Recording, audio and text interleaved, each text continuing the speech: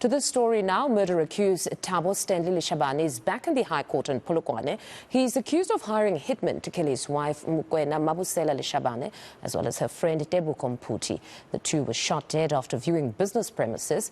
The suspects were arrested at various locations in Ekurhuleni, Alsberg, Katlehong, as well as Germiston and Gauteng. Reporter Slindelo Masikane is following the case and joins us now from Polokwane. Slindelo, good morning. The last appearance, we understood that Mr. Leshabane had wanted at some point to get his heart condition checked. Quite a lot we're probably expecting today. Can you take us through it?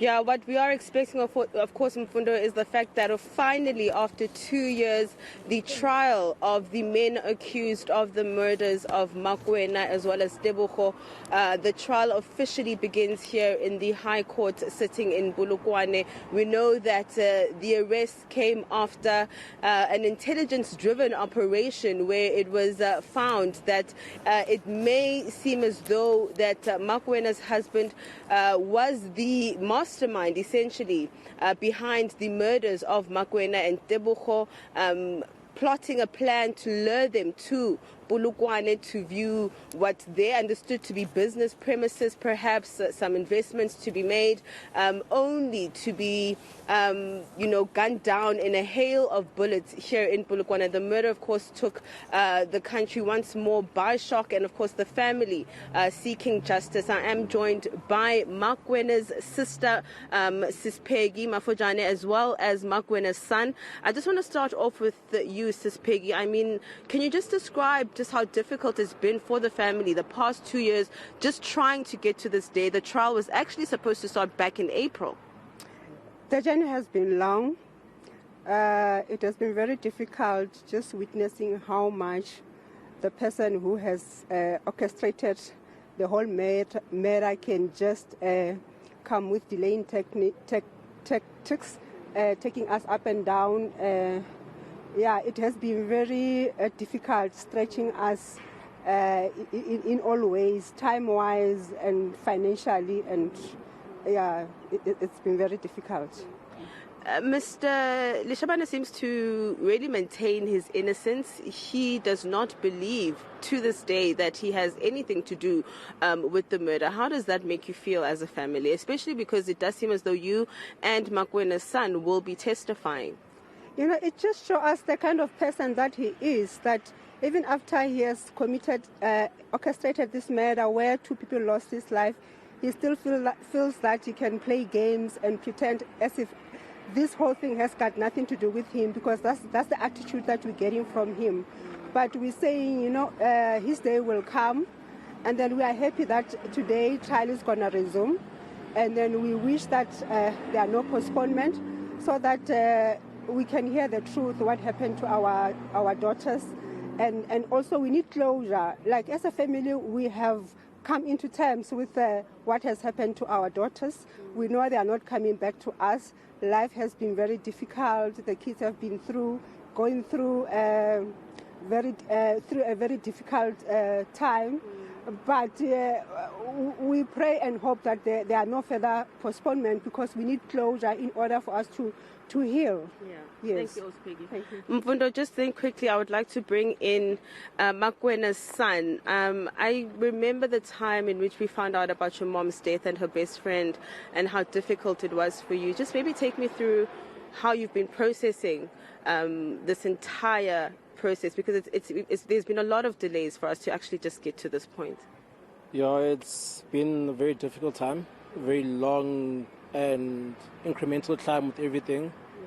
My younger siblings are 10 and 13, and even for them, they have so many questions, in which the constant delays and postponements, you need to give them answers. They've lost both parents, basically, because my mom has passed and my dad is in custody now. So they have to deal with that, and the fact that, they have so many questions that are not answered about Mama, what's happened to Mama, and why Papa's not home anymore. So it's just been a constant battle, and so many things have been posed by this. Life actually can't move on financially, all sorts of things legally. So sometimes it feels like our rights as the victims also have been delayed by this, but then we really are hoping that this can finally answer so many questions which we have. How have you prepared to be able to take to the stand? And maybe if you can just tell me what you miss about your mom.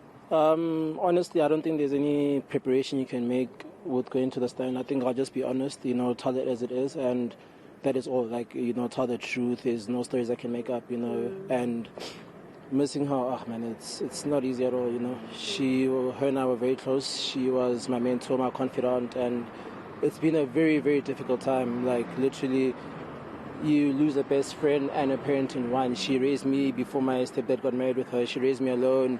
She did so much for me. She filled both roles of mother and father, did so much for me, took me to very good schools, and just has been a force behind me that has pushed me, forced me, to go to school, taught me the way. And losing that, you lose somewhat your direction, your compass in life, your true north, if I could say. I mean, I can't imagine, especially as her children, trying to process the fact that her husband, somebody that you trusted, somebody that you lived with, could be capable of this. How do you wrap your head around that? Honestly, you don't. It's, if anything, it really makes you question everything. People's intentions, after this, your trust is, you really are questioning what people come into your life, their intentions. And if somebody who you love so much, who are so fond, who you're with, so you spend so much time with, shared so many memories and moments with, is capable of this, and it really does take you aback, and it's a very hard thing to fathom, if anything. So I don't think it's completely sunk in yet. I think also because of the court proceedings and everything, it's a very confusing time, a very difficult time for both the children, and also you don't want to cast aspersions, because my father was a very loving father. I'm not going to pretend he wasn't. He was a very loving father, and that's why it's so baffling, and it's also shocking. It's a very scary time, and also in the same breath, the plague that is our currently GBV in the country, being first-hand, survivors to it and victims of it. It really does show you that this country, it really is not in good shape at all going forward. And it really does show you that as men are very capable of so much and very scary things. And having been raised by a strong mother, it's really sad that, so many people do that to the nation, which is our backbone, which are women. Okay. All right. Thank you so much. All right, I'm just going to leave the family now to just prepare themselves to go inside court, Mfundo. The trial is expected to start at around 10 a.m. this morning. We are expecting that, as you've heard from Sis Peggy and Makwena's son, they will be taking to the stand and they will be testifying. We don't know if it will be today, but certainly it does seem as though everything is set to take place here in the Limpopo High Court, where the trial will officially begin. All right, Slindelo, thank you very much for that update.